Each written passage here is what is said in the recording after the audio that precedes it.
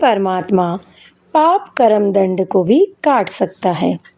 अभी तक जिस भी संत व महापुरुष से मिले उन्होंने यही बताया कि पाप कर्म फल भोगने से ही समाप्त होगा। वह प्रभु कौन है? वो जो पाप को काट देता है, काल के बंधन से छुड़वा देता है। उसका वास्तविक नाम क्या है? पूजा की विधि क्या है? ये सभी प्रश्नवाचक चिन्ह पूर्ण रूप से हटाने के लिए अवश्य सुने जगत गुरु तत्वदर्शी संत रामपाल जी महाराज के अमृत वचन, सभी पवित्र शास्त्रों के आधार पर। सत साहिब। अर्धरात्रि बीत गई थी, स्वप्न में दिखे घनश्याम, इंद्र दमन एक मंदिर बनवा दे, जगन्नाथ हो जिसका नाम। इंद्र दमन एक मंदिर बनवा दे, जगन्नाथ हो जिसका नाम। सुन राजा एक भवन बनवा दे, संग समुद्र गहरा हो, गीता जी का ज्ञान चले वहाँ, विद्वान कथा कोई कह रहा हो। सुन राजा एक भवन बनवा दे, संग समुद्र गहरा हो, गीता जी का ज्ञान चले वहाँ, विद्वान कथा कोई कह रहा हो। ना मूर्ति न पाखंड पूजा, वो सहज स्वभाव से रह रहा हो। योग युक्त की विधि बतावे, जिससे मन इंद्री पर पैरा हो। ना मूर्ति न पाखंड पूजा, वो सहज स्वभाव से रह रहा हो। योग युक्त की विधि बतावे, जिससे मन इंद्री पे पैरा हो। ना मूर्ति न पाखंड पूजा, सहज स्वभाव से रह रहा हो। योग युक्त की विधि बतावे, जिससे मन इंद्री पे पैरा हो। कलयुग में जो नाम जपेगा, उसके सरेंगे सारे काम। इंद्र दमन एक मंदिर बनवा दे, जगन्नाथ हो जिसका नाम। इंद्र दमन एक मंदिर बनवा दे, जगन्नाथ हो जिसका नाम। अर्धरात्रि बीत गई थी, स्वप्न में दिखे घनश्याम, इंद्र दमन एक मंदिर बनवा दे, जगन्नाथ हो जिसका नाम। इंद्र दमन एक मंदिर बनवा दे, जगन्नाथ हो जिसका नाम। 5 बार मंदिर बनवाया, श्री कृष्ण जी के कहने से। मंदिर टूटा अवशेष बचाना, तेज समुद्र बहने से। 5 बार मंदिर बनवाया, श्री कृष्ण जी के कहने से। मंदिर टूटा अवशेष बचाना, वो तेज समुद्र बहने से। कहे कबीर अब मंदिर बनवा दे, यो टूटे न मेरे रहने से। 6 बार मंदिर बनवाया, राजा न रानी के गहने से।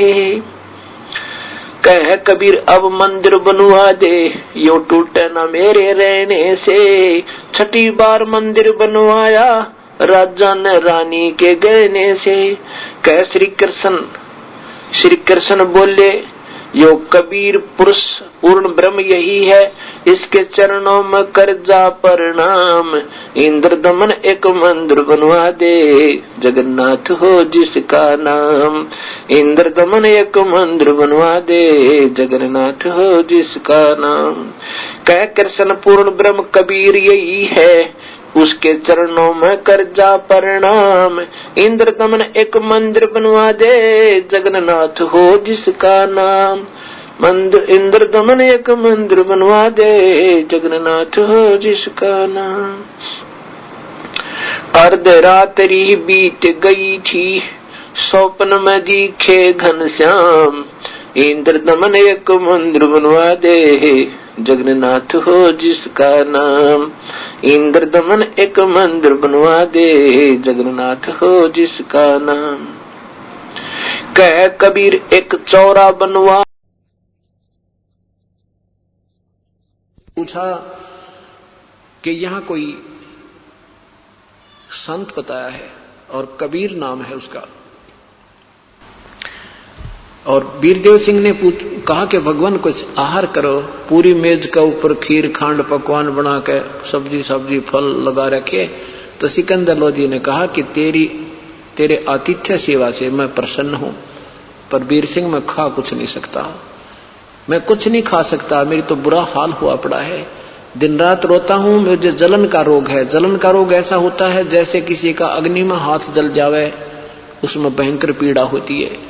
और वो दर्द ऐसा होता है कि जला दिखाई नहीं देता, लेकिन दर्द उतना ही होता है। अब वीरदेव सिंह बघेल ने कहा कि वो जो ही कहा कि वो कबीर नाम का कोई संत है, वो कैसा है आप तो जानते होगे। तो वीरदेव सिंह बघेल की आंखों में आंसू आ गए, कहने लगे अब आप ठीक ठिकाना आ गए राजन। और ये वही कबीर है जिसने वो गायें जीवित की थी। और हौसला बढ़ गया कि वही है, ये कहा वही है। भाई ठीक है, उसको बुला के ला। अब वो महाराजा वीरदेव सिंह राजा और सिकंदर लोधी महाराजा, राजा महाराजा के वचन को टाल नहीं सकता, पर विधिवत कहता है कि महाराज जी मैंने ऐसे सुना है संतों को बुलाया नहीं करते, स्वयं जाने से लाभ होता है। यदि हम उन्हें बुला भी लेंगे और वो आ भी जाएंगे आदेश से, रजा नहीं बख्शेंगे तो कोई काम नहीं बनेगा। सिकंदर लोधी बोला मत बुलाना, मैं ही चलता हूं। तो वीरदेव सिंह को पता था कि शाम के समय कबीर साहब श्री रामानंद जी अपने मुंह बल्ले गुरु जी के आश्रम में प्रतिदिन आते हैं, शाम के समय अवश्य आते, दिन में अपना कपड़ा बुनते हैं। तो वीरदेव सिंह बघेल और सिकंदर लोधी कुछ सैनिक साथ में बॉडी गार्ड और वहां पहुंच गए। रामानंद जी के आश्रम के सामने जाकर खड़े हो गए और वहां द्वारपाल पर बैठे सेवक से कहा वीरदेव सिंह बघेल ने, क्योंकि वो परिचित था वहां के नियमों से, वीर सिंह जी ने कहा कि भाई भगत जी रामानंद जी स्वामी जी से प्रार्थना करो, दिल्ली के बादशाह सिकंदर लोधी उनका दर्शन करना चाहते हैं। उन्होंने पूछा कि यहाँ कबीर साहब आ लिए या आने वाले हैं। तो सेवक ने कहा कि अभी आए नहीं है, आते अवश्य हैं और उनका समय अब आने का हो ही गया है। तो सिकंदर लोधी ने कहा कि इंतजार कर लेते हैं आश्रम में बैठ कर, तब तक आ जाएंगे, फिर उनसे बात करेंगे। तो जो ही संदेशा अंदर रामानंद जी के पास गया तो रामानंद जी परमेश्वर के से परिचित होने के उपरांत अन्य जाति वाले हिंदुओं को तो शिष्य बनाते थे, उनसे नफरत नहीं कर रहे थे, परंतु मुसलमानों से घृणा अब भी जारी थी और बहुत ज्यादा नफरत करते थे मुसलमानों से वो रामानंद जी ब्राह्मण। रामानंद जी ने कहा कि उसको कहो बाहर बैठा रहे, मैं इन मांस आहारी व्यक्तियों की शकल भी नहीं देखा करता, मेरे आश्रम में प्रवेश करना निषेध है। अब सेवक ने आकर के वो जो का तो संदेश सुना दिया और साथ में सुन रहा था सिकंदर लोधी भी, क्योंकि दूरी गणी नहीं थी। सिकंदर लोधी को गुस्सा आ गया कि 2 कौड़ी का महात्मा और एक दिल्ली के बादशाह के विषय में ऐसे कहता है कि बाहर बैठा रहे, तो ये आम मुसलमान के साथ क्या व्यवहार करता होगा। ये एक धर्म की और ज्यादा हमारे अंदर रंगाई होती है। अब उसने निकाल ली तलवार और चला गया अंदर, फिर कौन रोके, और जाते ही रामानंद जी की गर्दन काट दी तलवार से, गुस्से में लाल हो गया। अब जब ये इन मन जो है एक बार बकवाद कर तो देता है, फिर बाद में पश्चाताप आत्मा बोध करे। सिकंदर लोधी ने वो गलती कर तो दी, पर तुरंत याद आ गई, तो आया था अपना कष्ट निवारण करने और ये तो और बढ़ा लिया। अब कबीर परमात्मा के गुरुदेव का, अब कबीर साहब के गुरुदेव की हिंसा हत्या कर दी, वो रजा बख्शे नहीं और अब तो ठीक हो नहीं सकता। ये सोचकर वहां से चल पड़ा। कहने लगा वीर सिंह चल, मेरे भाग माड़े हैं, मैं बहुत कर्महीन इंसान हूं, आया था अपना कोई पुण्य अपना कष्ट निवारण करने के लिए अब संत की हत्या करके मैंने और पाप इकट्ठा कर लिया। ऐसे मेरे से दुष्कर्म ना चाहते भी हो रहे हैं वीर सिंह, मैं क्या करूं।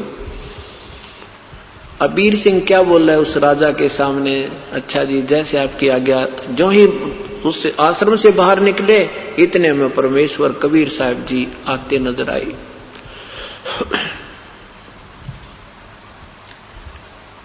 अब कबीर साहब जी सामने दिखे, ओए होए, वीर सिंह जी ने दंडवत प्रणाम किया अपने भगवान के गुरुदेव के सामने मुकुट समेत।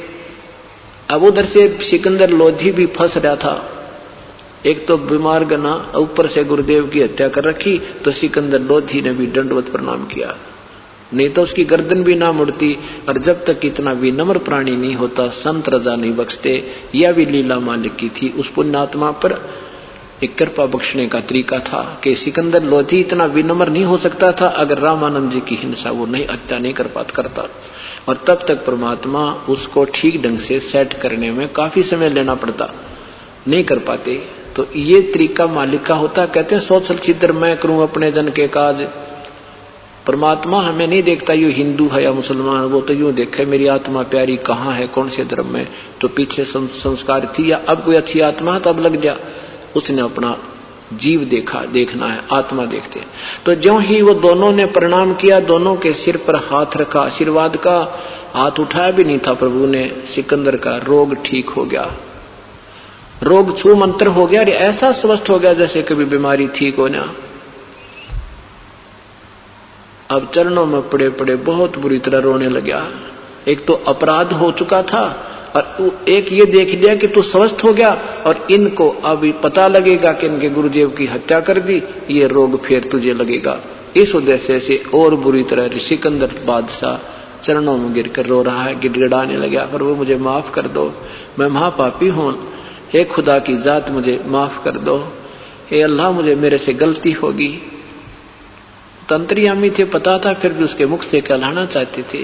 कोई बात नहीं राजन, अक्षमा ही हो जाते हैं, प्रभु सबको अक्षमा करते हैं, कोई बात नहीं, संतों के पास तो सब महापाप भी दूर हो जाते। नहीं भगवान मैंने ऐसा पाप कर दिया, आप मुझे अक्षमा नहीं कर सकते। कहने का भाव है कि काफी देर ऐसे कहकर जब प्रभु ने कहा कि मैंने सारे माफ कर दिए भाई, तूने कुछ भी करा है ये मैं वचन करता हूं, तू माड़ा मन मत करे, मेरे से देखा नहीं जाता तेरा ये रोना। सिकंदर कहने लगा भगवान मैं ऐसे ऐसे दुखी था, सारी वह कहानी बताई और मैंने ऐसे प्रार्थना की थी आपके गुरुदेव से, उन्होंने मुझे अंदर आने को मना नहीं किया, ऐसी टोंट कस दिया कि मैं सहन नहीं कर सका। ये मेरी महा गलती है मालिक, मैंने आपके गुरुदेव की हत्या कर दी। कबीर साहब बोले कोई बात नहीं, उनकी हत्या उनका जो संस्कार तेरे हाथ से ही था, यू पहले निर्धारित था, ये तो होना ही था, क्यों चिंता करता। कोई बात नहीं, एक काम कर, ऐसे मत जाना, इनका अंतिम संस्कार कराना, नहीं तो दुनिया तुझे कहेगी वे अच्छा निकम्मा राजा, और कुछ भी सिंपैथी नहीं जाहिर की। अब सिकंदर लोधी सोच रहा, देख रहा भगवान के मुंह की तरफ कि इसके कोई गुस्सा नहीं, कोई चेहरे पर सिकन आई नहीं, और ऐसे प्यार से बोल रहा मुझे। परमात्मा यूं कहकर कबीर साहब आगे आगे चल दिए, दोनों नरेश पीछे पीछे आ रहे हैं। सिकंदर लोधी कहता है वीर सिंह भाई ये तो भगवान ना पड़ा है, ओए मेरे सिर पे हाथ रखते मैं स्वस्थ हो गया वीर सिंह, मैंने सारे बाजे बजा लिए थे, सब टोने टोटके करवा लिए थे, सब वैद बुला लिए थे, और कहीं मेरे को राहत नहीं मिल रही थी। और भाई दूसरी बात देख, मैंने इनके गुरुजी की हत्या कर दी, इनको कोई गुस्सा भी ना आ रहा है। भाई भगवान नहीं है तो भगवान से कम भी कोई ना। अब आम आदमी चाहे कितना भी क्यों ना है, वो हर सोच सकता है, इतना बुद्धि से विचार लगा सकता। सिंह मन मन में कह रहा कि ये तो रिहर्सल दिखाया आपको, अभी देखते रहना क्या होगा, ये तो एक ट्रेलर है, आपको ट्रेलर दिखाया अपनी शक्ति का इस परमेश्वर ने। अंदर वीर सिंह, अंदर कबीर साहब पहुंच गए, जल्दी सी जाके देखा तो वीर सिंह रामानंद जी के शरीर दो टुकड़ों में अलग अलग चादरों से ढक रखा है, सिर न्यारा धड़ न्यारी। तब शिष्य वहां रामानंद जी के शिष्य कहने लगे कबीर साहब सिकंदर लोधी ने गुरुदेव की हत्या कर दी। कबीर साहब कहने लगे संत की हत्या नहीं होती भाई, ये 5 तत्वों का पुतला तो जाना ही था, जीव कभी मरता है क्या? तुम कैसी बातें कर रहे हो? ये कोई तुम क्या क्या कह रहे हो? तुम इतने दिन सत्संग सुन रहे थे। यानी वो चाहते थे कहीं ये और ना भड़क जाने को में या नाश हो जाए सारा ही, आपस में हिंदू मुसलमान का झगड़ा प्रारंभ हो जाए। परमात्मा ने ऐसे ढंग से प्यार तक कहा, कमाल करते हो तुमने क्या सुना इतने दिन में? और इनका संस्कार था, इससे मरना था, ये बता इसने कौन टाल दे भाई? ये तो पूर्व निर्धारित था, ये होना ही था। आप सब चुप हो गए भाई। फिर इतने में आ गया सिकंदर पीछे पीछे, सारे फिर डर गई, तो फिर आ गया। आश्रम वाले शिष्य तो अपना बैठ गए एक तरफ, मुंह लटका कर, हो गया सो हो गया। परमात्मा ने क्या, परमेश्वर ने क्या किया? कबीर साहब ने कहा अपने गुरुदेव के चरणों को हाथ लगा के मुंह बोले गुरुदेव के, गुरुदेव एक बार दर्शन देना। सिकंदर लोधी राजा दिल्ली के बादशाह आए, और जो ही परमात्मा ने ऐसा कहकर अपने गुरुदेव के चरणों में दंडवत प्रणाम किया, वो शीश उठकर धड़ पर जुड़ गया और रामानंद जी जीवित हो गए। बोलो सतगुरुदेव की जय।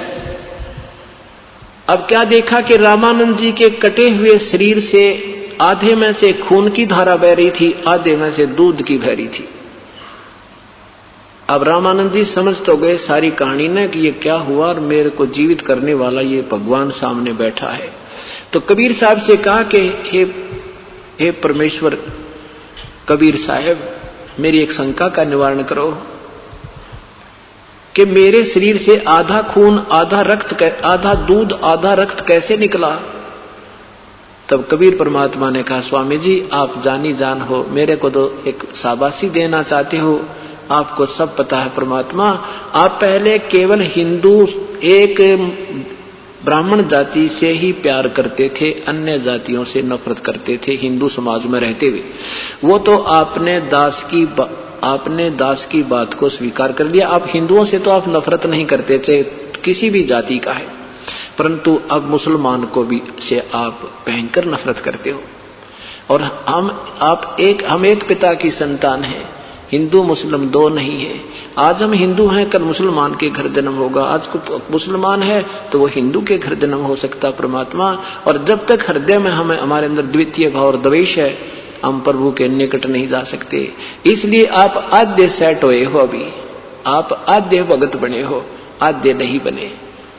उसी समय ने बोला, बेटा भाई भगवान आपने मेरी चौंध तोड़ दी, आपने मेरे हृदय का यो गंध निकाल दिया। मैं सचमुच में बहुत नफरत करता था।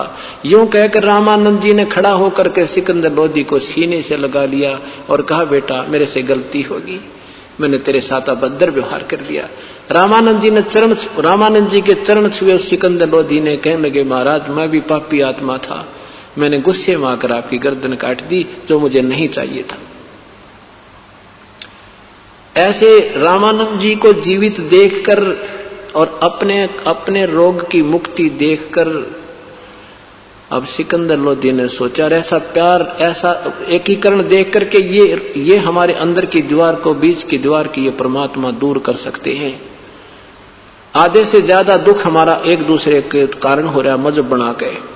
तो सिकंदर जी ने सोची कि इस महापुरुष को दिल्ली ले चलता हूं, और वहां ये ऐसा ज्ञान सुनेंगे सारे हिंदू भी मुसलमान भी, इनमें प्यार बढ़ जाएगा, और ये ऐसे जो बीच में अग्नि जल रही है एक दूसरे की, ये खत्म हो जाएगी।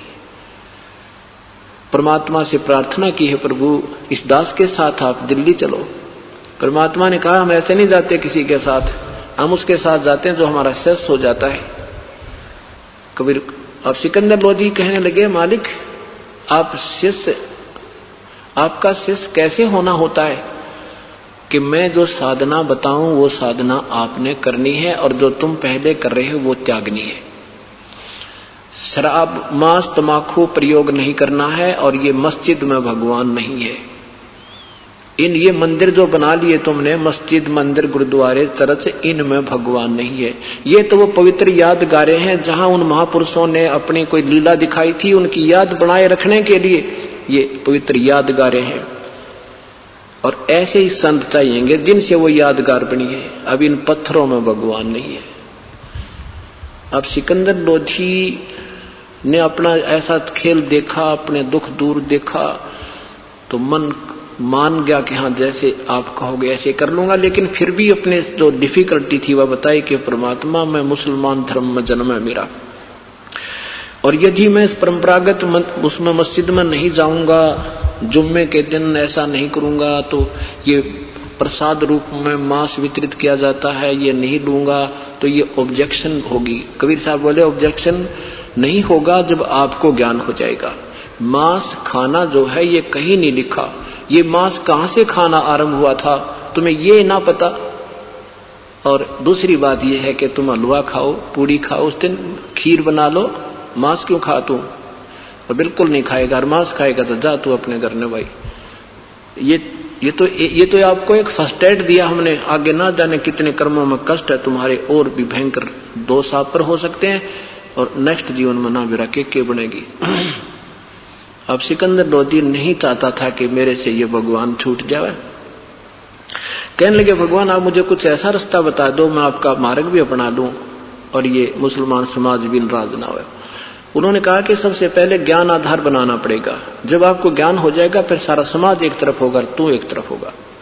तो क्या बताया उन्होंने कि जैसे नमाज क्या चीज है? ये सतुति है परमात्मा की, और जब तक ये बीज नहीं बीजोगे तो यह सतुति केवल काम नहीं आवे। जैसे आप बिजली की महिमा गाते हो, बिजली पंखे चलाती है, बिजली ये कर देती है, बिजली कूलर चलाती है, ट्यूबवेल से पानी निकाल देती है, एसी चलाती है, फैक्ट्री चलाती है, और अंधेरे को उजाले में बदल देती है। ये तो गुण है बिजली में, लेकिन ये मिलेंगे क्यों करे? न्यू कहन मात्र तो नहीं हो, जैसे माता के जागरण करते हैं तो शेरा वाली है, तो लट्टा वाली है, तो फलाने वाली है, तो ये कर देती है। वो कर तो देती है माता में, ये गुण है जो तुम रोज डोल पीटते हो, पर वो मिलेगी कैसे? वो देगी कैसे बिजली लाभ? वो माता लाभ कैसे देगी? उसका कनेक्शन लेना होगा विधिवत, और वहां अपना उसकी पूरी फॉर्मेलिटी करके कनेक्शन लो, फिर वो गुण गाओ चाहे मत गाओ, उसके लाभ लिया करियो। गुण तो इसलिए याद दिलाए जाते हैं कि अन्य व्यक्ति भी समझ सके और हमें भी पता रहे, हम उसका विधिवत प्रयोग करें, उसके गुणों से परिचित रहे, कि एक्सीडेंट ना कर बैठे। इसलिए उसमें लिखी हुई हिदायत पढ़ लेना कोई पाप नहीं, अच्छी बात है, लेकिन उन्हीं को गाते रहें और नमाज करते रहे, उसके अनुसार एक क्रिया भी नहीं कर रहे हो तो वो क्या फायदा उस नमाज के करने का? अब सिकंदर लोधी समझदार तो था ही, मान गया जी बात तो आपकी ठीक है। उस नमाज ने तो घर कर ले, उसमें क्या नाम है, मस्जिद में कौन सी ज्यादा विशेष स्पेशल वहां पर सुनवाई होगी तुम्हारी भाई? तो वो कहने लगे महाराज जी जैसे आप कहोगे दास आपका ऐसे करेगा, मैं मांस नहीं खाऊंगा। परमात्मा ने कहा कि तू बंद करवा दे, तेरे क्षेत्र में मांस नहीं खाया जाएगा। सिकंदर ने कहा भगवान इतनी हिम्मत मेरी नहीं है कि मैं इनके लिए संघर्ष कर सकूं, आपका दास नहीं खाओगा, यहां से प्रण करता हूं मैं। परमात्मा बोले ठीक है भाई तू मत खाना। उपदेश लिया कि आप जो कहोगे ऐसे साधना करूंगा, और वो बताई कि ऐसे कुरान शरीफ में ऐसे लिखा है, वो हजरत मोहम्मद को भी नहीं मिला, वो अल्लाह मैं हूं और मेरे पास वो मार्ग है। उपदेश ले लिया और परमात्मा को घर चलने के वहां राजी कर लिया, दिल्ली लाने के लिए। अब वो शेख तकी भी साथ गया हुआ था, जो धार्मिक गुरु था हिंदू मुसलमान धर्म का, और एक नंबर का अपने हिंदुस्तान के सब मुसलमानों का मुखिया था, और वो महाराजा का भी गुरु था। अब जब देखा कि हाथी पर बैठा के सिकंदर लोधी और ला रहे हैं वहां रेस्ट हाउस तक, किसको? कबीर परमेश्वर को। और कबीर साहब कहने लगे जी अब तो मैं अपनी कुटिया में जाता हूं, कल सुबह आपके पास आऊंगा। तो रात्रि के समय सिकंदर लोधी ने शेख तकी के सामने और सब दरबारियों के सामने, सैकड़ों व्यक्तियों के सामने अपनी सारी कहानी बताई। भाई ये तो पूर्ण परमात्मा है, ये तो अल्लाह की जात है, ये तो बहुत तगड़ी शक्ति युक्त है। भाई ऐसे संत मैंने आज तक जीवन में नहीं देखे। मैं बीमार था, मैं स्वस्थ हुआ, मैंने ऐसे रामानंद जी की हत्या कर दी थी, मेरे सामने टुकड़े शरीर को जीवित कर दिया। भाई ये तो पूर्ण परमात्मा। अब शेख तकी ने सोचा तेरे नंबर कट गए, या तो बात बिगड़ गई भाई, यो तो इस दूसरे पीर की महिमा गाता गाता नहीं छिक रहा है, इसका मुंह का थूक सूख गया। तो वो सारी रात उधेड़ बुन में लगा रहा कि किसको कैसे नीचा दिखाऊं इस दूसरे पीर को। पीर और वजीर ये आपस में कद्दे ठीक नहीं रहा करें, एक दूसरे की टांगे खींचने पर लगे रहते। तो उसने सोचा भी सारी रात तिकड़मबाजी लगाता रहा भी कैसे इसको नीचा दिखाऊं इस कबीर फकीर को। अब सवेरे क्या हुआ कि सब 2-4 दिन वहां रुके, फिर अपनी ही अंबारी में बैठा लिया सिकंदर लोदी ने भगवान को और चल पड़े बनारस से वापस दिल्ली की तरफ। रास्ते में एक दरिया के पास आकर के पड़ाव लगा दिया। पानी का आसरा देख करके सैकड़ों हजारों की संख्या में सैनिक बॉडीगार्ड साथ थे। वहां पूरा काफिला रुक गया और तंबू लग गए, टेंट लग गए, राजा का अलग, पीर का अलग, सब सैनिकों का अलग, भंडार का अलग से। तो सुबह सब स्नान करके और वो प्रणाम करने जाता था उसको, शेख तकी को। अब शेख तकी के कौन? सिकंदर लोदी। शेख तकी के पास उसके टेंट में गया, सलाम वालेकुम कहा तो मुंह फेर लिया, ऐसे मुंह मोड़ दिया सिकंदर लोदी ने। और न उसने शेख तकी ने, सिकंदर लोदी परिचित था उसके नखरों से, पता था उसको कि इसमें कोई मरोड़ी होती है ना किसी का बात की, तो ये ऐसी करता है। सिकंदर लोदी ने कहा, पीर जी क्या हो गया? किस कोई खाने पीने में त्रुटि रही, कोई सेवा में कमी आई है, बताओ मुझे। कहने का मुझे क्या जरूरत है तेरी सलाम लेने की, तुझे तो वो सलाम वालेकुम करने वाला मिल गया ना, वो कबीर। तू बहुत ही महिमा गा रहा था उसकी, ये तो काफिर है काफिर। और मैं कह दूंगा सारे मुसलमान समाज को कि राजा काफिर हो गया, उसका दीक्षा ले लिया सर। अब सिकंदर लोदी के पैरों तले की जमीन खिसक गई कि यो तो एक नंबर का बदमाश आदमी है, जाते कहेगा सबको, और इसकी सारे मुसलमान मानते हैं, ये तो जाते की बात बिगाड़ेगा, तेरा राज्य गया। अब मुंह लटका कर वापस आ गया। फिर उसने कहा कि फिर क्या बात है पीर जी, आप कैसे प्रसन्न हो गए कि तू कह रहा था ना इसने वहां एक मुर्दा भी जीवित कर दिया है, मेरे सामने करवा के दिखा तब मानूंगा, मैं कह दूंगा सारे समाज को कि ये भगवान है, अल्लाह की जात है, नहीं तो मैं वहां जाकर के सब बता दूंगा ये ढोंगी है, राजा को बहका दिया है, राजा हिंदू हो गया है, काफिर हो गया। अब सिकंदर लोदी दो पाटों के बीच फंस गया। परमात्मा ने छोड़ा कैसे, क्योंकि ऐसा उपकार कर रखा और वो वहां का उसने वो राज छूटे ना, शेख तकी राज का मालिक, क्योंकि मुसलमानों से ही राज उसको था, वो सारे उल्टे हो गए तो वो राज समाप्त हो जाना था। तो वापस आके कबीर साहब के पास टेंट में बैठ गया मायूस सा होकर। अंतर्यामी परमेश्वर ने पूछा कि क्या बात है राजन, कोई राजकाज की बुरी खबर सुन ली क्या? राजा ने कहा कि हे भगवान, आपके रहते राजकाज में तो कुछ नहीं हो सकता, लेकिन ये शेख तकी मेरे गुरुजी है ना पहले वाले, ये धार्मिक गुरु, यो मेरी शर्म दर्द है। यो पहले मुझे ऐसे परेशान रखता, पर आज तो यो ज्यादा ही कुछ दूसरा रूप बदल रखा इसने। ये कहता है, इसने सारी कहानी बता दी कि ये कहता है ऐसे कर दूंगा। हे महाराज जी, ये तो सारे मुसलमान इसके कति पिट्ठू हैं, एक बार इसने जबान निकाल दी तो सब बगावत कर देंगे। हे परमात्मा, आप ही के हाथ में मेरी लज्जा है। कबीर साहब ने कहा भी ठीक है, मैं वापस चला जाता हूं। सिकंदर कहने लगा, नहीं महाराज आप वापस मत जाना। तो परमात्मा ने कहा उसको कह दे कोई सा मुर्दा ले आवे जिसने मैं जीवित कर दूं। अब शेख तकी तो खुश हो गया, सिकंदर तो प्रसन्न हो गया कि मेरे सामने ऐसी लीला कर रखी, कोई देर नहीं इसने, तो भगवान को कोई देरी नहीं, 1 मिनट में कर देगा। तो शेख तकी के पास आया कि शायद शेख तकी ने राजी हो जा, मन प्रसन्न हो जा और मेरा राज्य बच जा। कहने के पीर जी ले आओ कोई मुर्दा। गुरु जी कहते हैं, महाराज जी कह रहे मैं जीवित कर दूंगा। शेख तकी कहता है मैं कहां से लाऊं मुर्दा, कभी होगा जब देखी जाएगी। परमात्मा ने वह भी समस्या हल कर दी। इतने में एक 12-13 वर्ष की आयु का लड़के का शव मृत घोषित करके घर वालों ने जल प्रवाह कर दिया। जैसे कुछ ऐसे वर्ग है जो जलाता नहीं ना दफनाता है, वो जल प्रवाह कर देता है। ऐसे मृत होने के बाद उस 12-13 साल के बच्चे को और ऐसे जैसे सुचारू ढंग से प्रवाह कर देते हैं, जल प्रवाह कर देते हैं, और वो सोचते हैं भी कोई जीव जंतु खाकर इसके मांस को दुआ देगा, ऐसे उनका मानना होता है। तो वो ऐसा एक शव आ रहा है तो सैनिकों ने कहा कि वो आ गया, वो देखो मुर्दा आ रहा है। शेख तकी कहता है वो आ गया मुर्दा, कर दे जिंदा। परमात्मा ने कहा पहले तू जंतर मंत्र कर ले अपना, कबीर साहब ने कहा कि शेख तकी पहले आप कोशिश करो, कहीं बाद में नंबर बनाओ फिर। तो शेख तकी खड़ा हो गया, दूसरे भी कहने लगे हाँ जी पहले आप करो। शेख तकी करता रहा जंतर मंतर, वो कम से कम भी 600 फुट दूर चला गया, बहकर चला गया काफी दूर। तो शेख तकी कहता है कि मुर्दे कभी जिंदे होते हैं क्या, और ये चाहता था कि मेरी इज्जत रह जाए और मेरे को लगा दिया, वो चला गया ना मुर्दा। तो परमात्मा ने कहा कि बैठ जा शेख तकी, रुक जा थोड़ी सी देर। ऐसे संकेत किया था मालिक ने अपनी उंगली का, ऐसे किया था।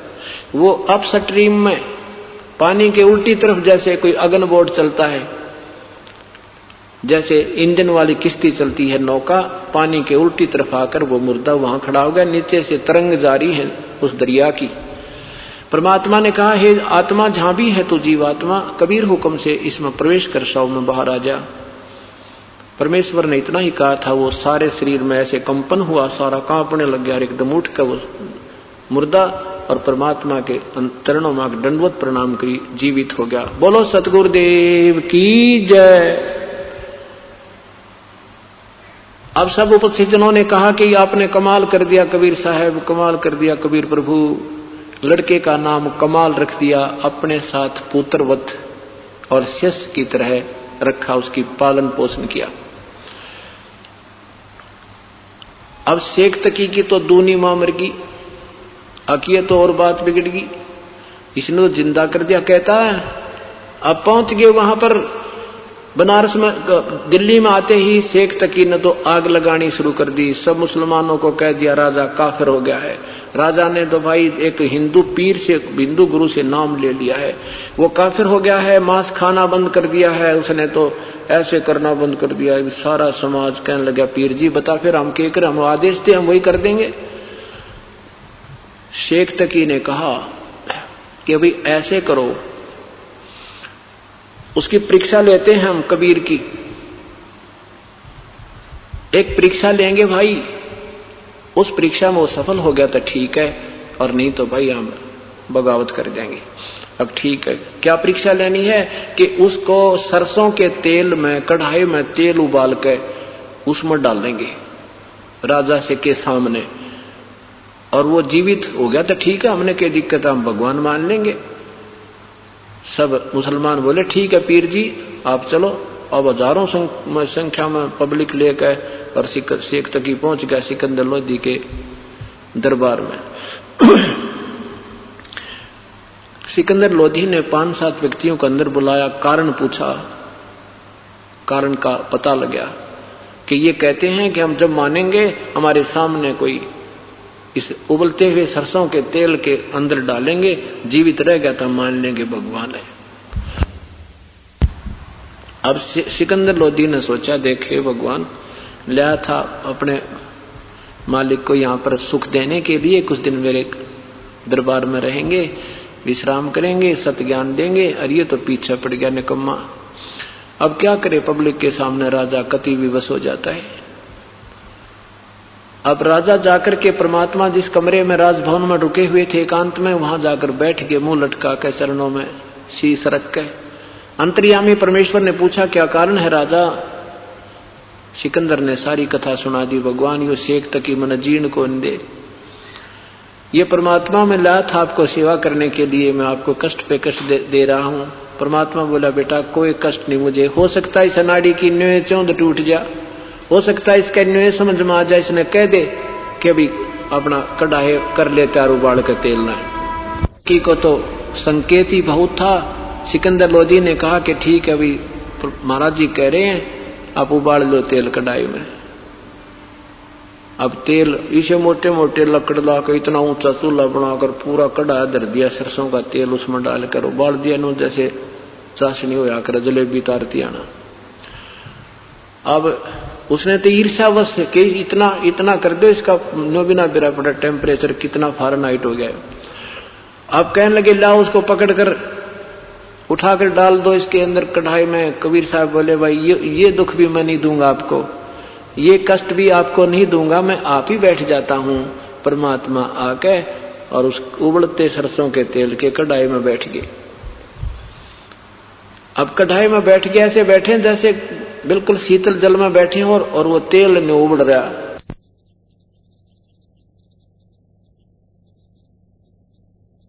ये कहता है ये तो जादू जंत्र जानता है, इसने तेल की तासीर ठंडी कर दी है। अब सिकंदर लोधी ने सोचा भी सचमुच महाराज जी को तो बिल्कुल ऐसे बैठे हैं जैसे शीतल जल में बैठते हैं, कहीं सचमुच ये तेल ठंडा ना हो गया हो। सिकंदर लोधी ने सोचा मैं परीक्षा लेता हूं शेख जी। परमात्मा ने कहा इसमें उंगली मत देना, इस मूर्ख के कहने से राजा ये उंगली नहीं ढूंढी पाओगी, इतना गर्म है ये तेल।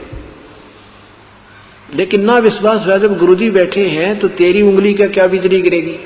उसने कहते ना मना करते करते उंगली ऐसे डाल दी, जितनी उंगली तेल में गई थी उतनी कट के अलग होगी और बेहोश हो गया बादशाह, वहां पर चक्कर आके गिर गया। तब परमेश्वर बाहर आए उस तेल के कढ़ाई थे और उसको होश में लाए। इतना वह पानी पुणी के छींटे मार के दूसरे दो खड़े थे डॉक्टर लोग, वैद्य बूद, राजा के बॉडीगार्ड रंगरक्षक, वो फिर बेहोश हो गए। उस पीड़ा इतनी थी उंगली में, राजा बुरी तरह रोका, फिर बेहोश हो गया। फिर परमात्मा ने उंगली पकड़ कर पूरी कर दी, वह कटी हुई भी ना रही। तब वो ठीक राजा बैठ गया। बोलो सतगुरुदेव की जय। अब शेख तकी कहता फिर गढ़ो पानी पड़ गया, भाई ये तो बहुत बात बिगड़ गई, इसकी दूनी महिमा होगी। और इस तरह की लीला देखकर हजारों व्यक्तियों ने नाम लिया। कबीर परमात्मा का हिंदू और मुसलमान दोनों से हो गए कि भगवान आ रहे, और वही हमने नहीं, हमें तो भगवान चाहिए, अपना अल्लाह चाहिए। और उपदेश लिया और विकार त्याग दिए, सतभक्ति करने लगे। परमात्मा ने कहा मुसलमान तो मुसलमान बनो, हिंदू बनो हिंदू, और नाम साधना करो जैसे मैं बताऊं, तुम्हारा कल्याण है बच्चों। हिंदू वही है जो बीड़ी शराब मांस तंबाकू जिंदगी भर नहीं छुए, एक दूसरे ने दुखी नहीं करे, किसी की आत्मा कायल ना करे। वही मुसलमान है जो मांस तंबाकू बीड़ी शराब का हाथ ना लावे और ओछी साधना नहीं करे, किसी की आत्मा नहीं दुखाए, वो मुसलमान है।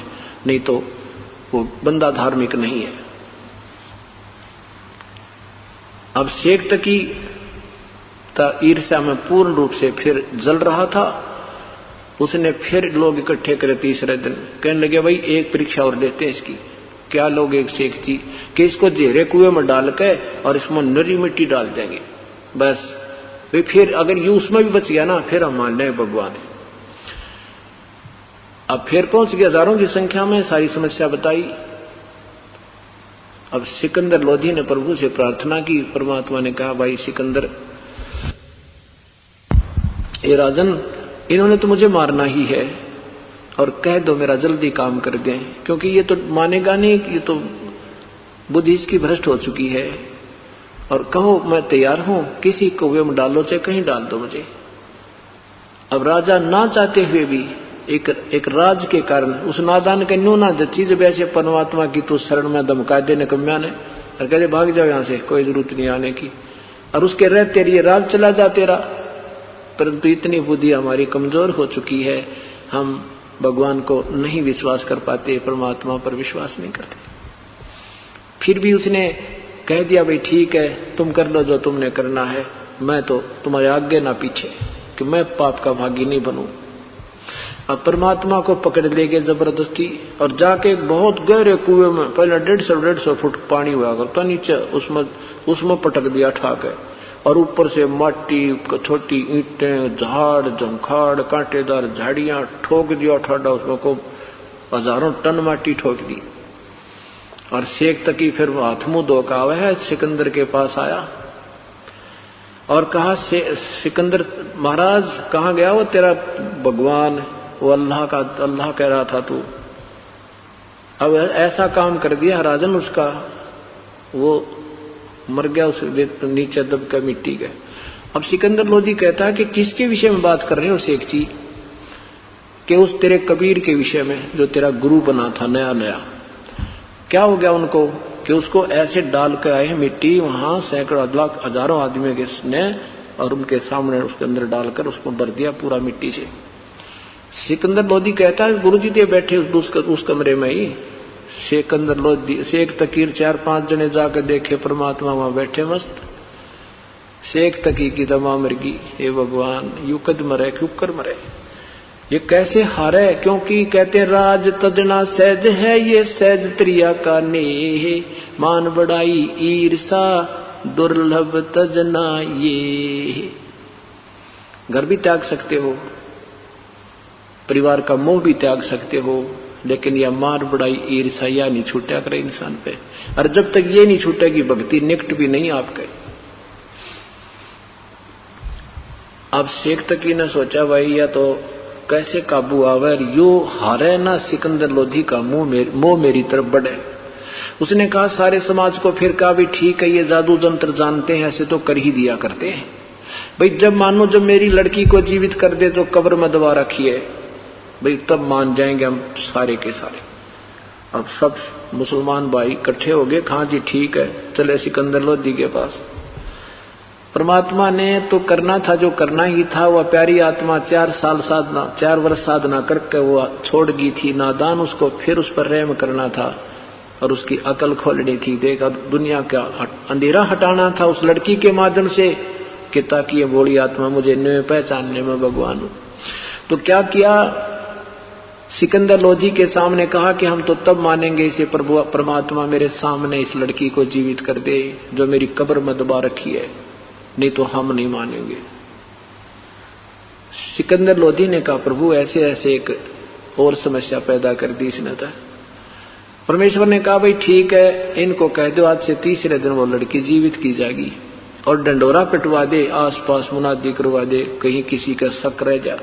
परमात्मा न्यू चाहे थे यूं तो मानना कोई निकम्मा करन, परंतु और तो मान जाएंगे जो देखेंगे मेरी लीला को, ये मेरी प्यारी आत्मा मुझे इसी तरह मुझे पहचान कर शरण में आ जाएंगे, अपना उद्धार करा देंगे।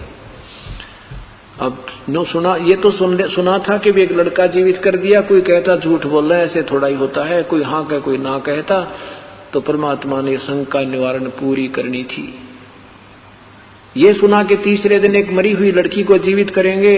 देखा वहां पर लाखों की संख्या में, कोई हजारों की संख्या में लोग इकट्ठे हो गए। और क्या किया, वह कब्र फुड़वा दी। परमात्मा ने कहा शेख तकी तू कर ले कोशिश अपनी लड़की को जीवित करने की, कहीं फिर पीछे नंबर बनावे। उपस्थित जनों ने कहा कि भगवान जिस बाप के पास कोई जादू जंत्र या कोई जड़ी बूटी हो, कौन अपने बच्चे को मिट्टी में डाले, इसके पास कोई शक्ति नहीं है। आम व्यक्ति कहने लगा आप कृपा बख्शो। परमात्मा ने कहा हे शेख तकी की लड़की जीवित हो जा, वह लड़की जीवित ना हुई। हे शेख तकी की लड़की जीवित हो जा, लड़की जीवित नहीं हुई। तीसरी बार फिर कहा, फिर भी नहीं जीवित हुई। तो शेख तकी ने भंगड़ा पा दिया, नाचा कूदा, खुशी मना ली। अब हार गया, हार देख लो भी पाखंडी का पाखंड पकड़ा गया। अपनी बेटी जीवित ना होने का गम नहीं, कबीर साहब के हार जाने की खुशी मना रहा है डांगर, नाचा कूदा। अब कबीर साहब जब देखा ना, नाच कूद लिया, जब कहा कि बैठ जा शेख तकी शांति कर थोड़ी सी, तब कहा हे जीवात्मा जहां भी है कबीर हुक्म से वापस आ जा और इस शरीर में प्रवेश कर तू बाहर आ। जब यूं कहा मालिक ने, उसी समय वह लड़की सारी नुए से कंपन बंद गई और खड़ी होकर वह लड़की आके दंडवत प्रणाम किया अपने परम पिता के चरणों में। बोलो सतगुरुदेव। सभी ने कहा कि हे भगवान कमाल कर दिया, आपने कमाल कर दिया, लड़की का नाम कमाली धर दिया। परमात्मा ने कहा जा बेटी तेरे पिता के साथ, शेख तकी के साथ। लड़की ने कहा ये मेरा पिता नहीं, ये तो समाज का दुश्मन है।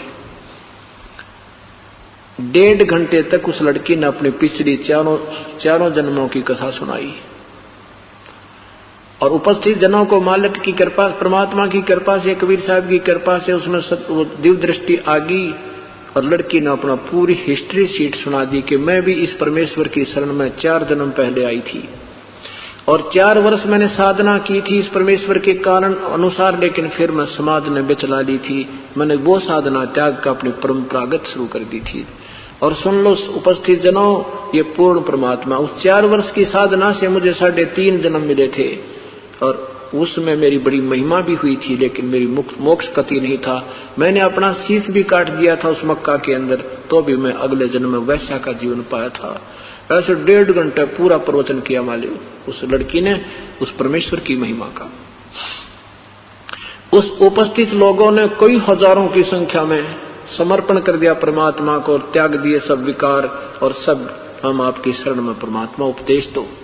ऐसे चरित्र देखकर परमात्मा के 64 लाख शिष्य हुए थे। आज से 550-600 वर्ष पहले हिंदुस्तान की कितनी आबादी होगी विचार करना। और उनमें से 64 लाख से सो जाना, जो कि आजकल तो ये टीवी मीडिया चल रहा है, ये भी ना था और ना कोई प्रचार प्रसारण का साधन था। परमात्मा एक समय में 100 जगह प्रकट हुआ करते और वो अपनी प्यारी आत्माओं को अपनी करामात और ज्ञान दे करके अपने चरणों में लिया करते थे। ऐसे वो लड़की अपने साथ रखी अपनी बेटी के रूप में और उसका उद्धार किया सतभक्ति प्रदान करके। बोलो सतगुरुदेव की जय। परमपिता परमात्मा पूर्ण ब्रह्म कबीर परमेश्वर की असीम रजा से ये 7 दिन की सत्यनारायण कथा चल रही है। जो पुण्यात्मा इस अमृत वर्षा में भीग रहे हैं, सौभाग्य है उनका। परमात्मा कहते हैं मानुष जन्म दुर्लभ है, ये मिले न बारंबार। जैसे तरवर से पत्ता टूट गिरे वो बोर न लगता डारे।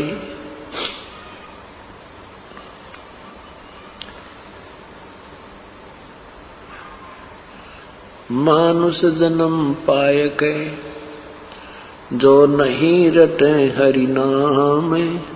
जैसे कुआ जल बिना बनवाया क्या काम।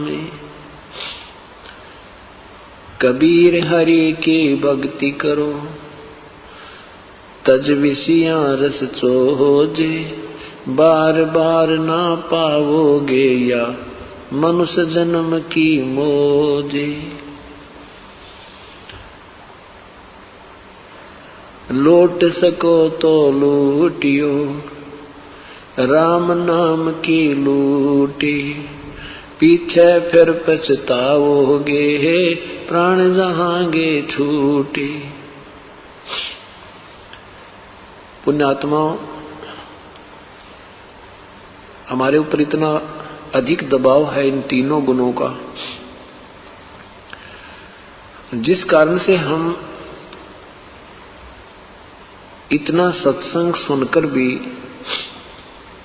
पूर्ण रूप से परमात्मा की वाणी का अनुसरण नहीं कर पाते। जैसे शराबी व्यक्ति ने घनी शराब पी रखी हो तो उसके बस की बात नहीं होती, वो दूसरे की बात को जो वो कह रहा है उसको सुन कर अप्लीकेबल कर ले, उसको मान ले, उस तरह वो करने लग जावे।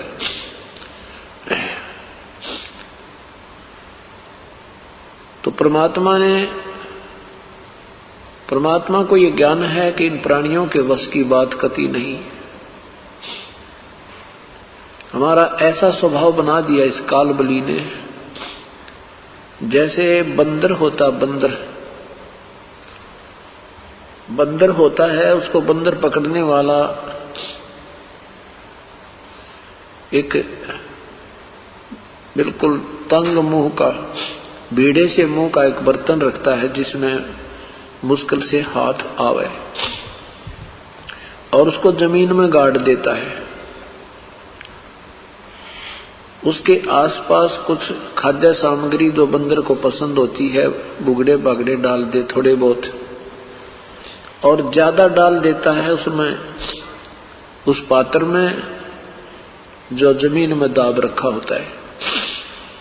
बंदर आता है, पहले तो बाहर के पड़े हुए चनों को खाता है, फिर देखता है उसके अंदर उस पात्र में बहुत घने चने होते हैं, तो वो उस लालच में कि इन सब चनों की मुट्ठी भर लूं, वो एकदम उस तंग मुंह के उस पात्र में हाथ डाल करके और अच्छी जबरदस्त मुट्ठी भर ले, खूब घनी सी, और फिर मुट्ठी भर कर फिर वो भागने की चेष्टा करता है। अब तू भाग यहां से, तेरा सूत बैठ गया।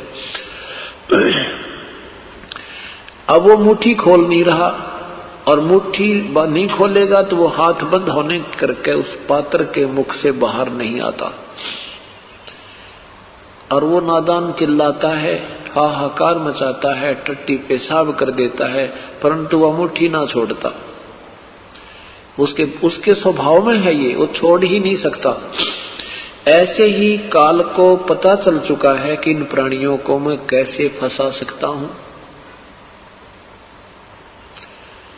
उसने हमारे को ये झूठे लालच की मुट्ठी भरवा दी। ये कार तेरी है, ये कोठी तेरी है, ये बेटा तेरा है, ये बेटी तेरी है, ये या जमीन तेरी है, और मौज कर ये राज्य तेरा है।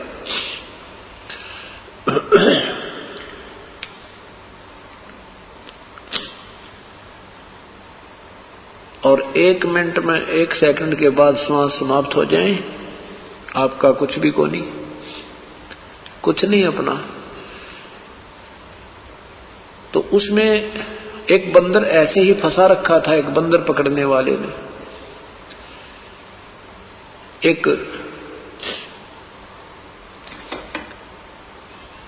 अन्य व्यक्ति वहां से गुजर रहा था, उसको मालूम था कि बंदर पकड़ने वाला इस प्राणी को बहुत दुखी करेगा, इसको पकड़ ले जाएगा, भूखा प्यासा रखेगा, इससे फिर घुमा फिरा करके रोजी रोटी का धंधा करेगा, इसको घर घर नचाएगा। तो उसने क्या किया कि उस बंदर के थोड़ी सी पहुंच से दूर एक केला डाल दिया। अब बंदर ने सोची ये केला और उठा ले। वो केला इतनी दूर कर दिया कि मुश्किल से हाथ जा बंदर का दूसरे वाला, एक तो फंसा हुआ था ही, वो इतनी दूर कर दिया कि उसका ध्यान इधर बदला, चेंज डाइवर्ट हुआ। तो वो जो मुट्ठी चना वाला था, वो मुट्ठी थोड़ी सी ढीली होगी, ढीली होती वो चने नीचे गिर गए। उसने और ज्यादा कोशिश करी तो वो हाथ बाहर निकल गया।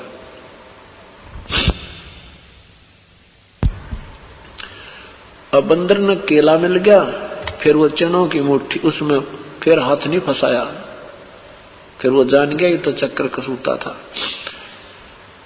तो अब परमात्मा ने हमारे लिए ये तरीका ढूंढा है कि वैसे तो ये छोड़ नहीं सकते, इनके बस की बात नहीं।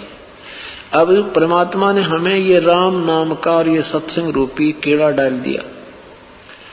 अब थोड़ी सी हमारी ढीली मुट्ठी होने लगी है। पहले तो हम एक दिन भी रिश्तेदारी में नहीं जा सकते थे, न्यू सोचा करते काम बिगड़ जाएगा, पीछे तो ऐसी हानि हो जाएगी, न्यू हो जाएगा।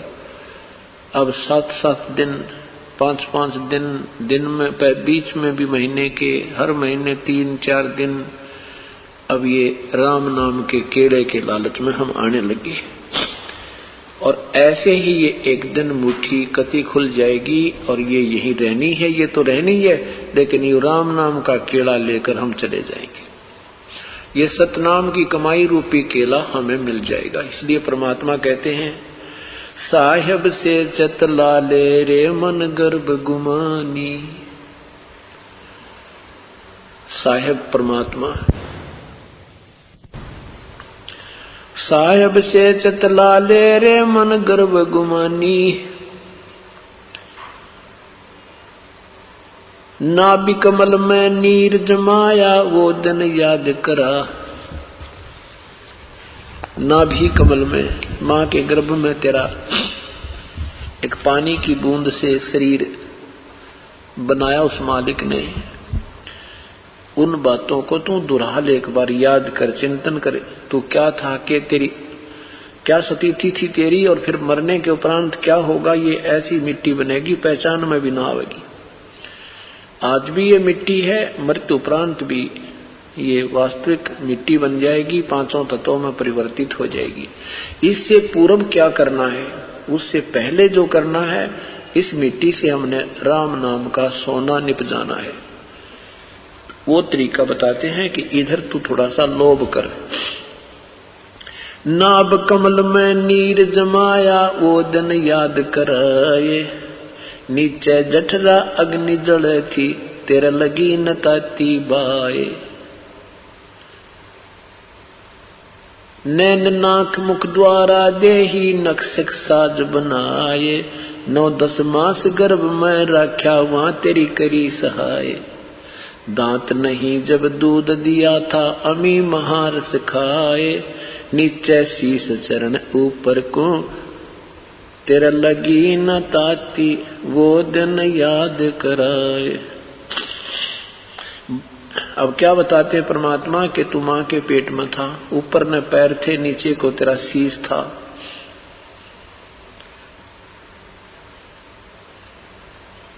और कितने सुंदर ने नाक मुख आंख, कितना सुंदर शरीर बना दिया मालिक ने। देख उस मालिक की, उस बाजीगर की बाजीगरी। और मां के पेट में कहते दांत नहीं जब दूध दिया था अमी महारस खाए।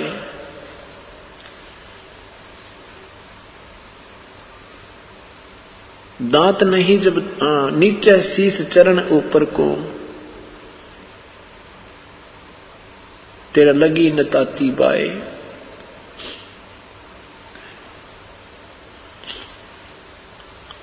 अब कहते हैं मां के गर्भ में तो तू याद करता था परमेश्वर को, हे मेरे मालिक मुझे बाहर निकाल दो, हे मेरे मालिक मुझे बाहर निकाल दो। परंतु बाहर आने के उपरांत तू भूल गया। अब हम ये सोचते हैं कि मां के पेट में के याद होगी, संतों ने वैसे डराने के लिए कह रखा होगा। अब तो एक दिन समाचार पत्र में आया हुआ था कि एक साइंटिस्टों ने सिद्ध किया है कि मां के पेट में भी बच्चे को दुख और सुख का आभास होता है। वो रोता है पर बोल नहीं सकता है।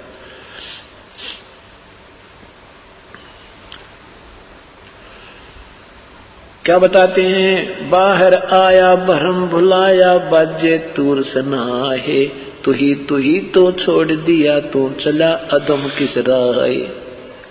जो माया का संसार है, कदम कदम पर धोखा है, शरण ले लो सतगुरु की, यही सुनहरा मौका है।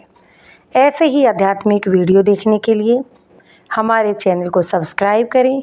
बोलो बंदी छोड़ सतगुरु रामपाल जी महाराज की जय। सत साहिब।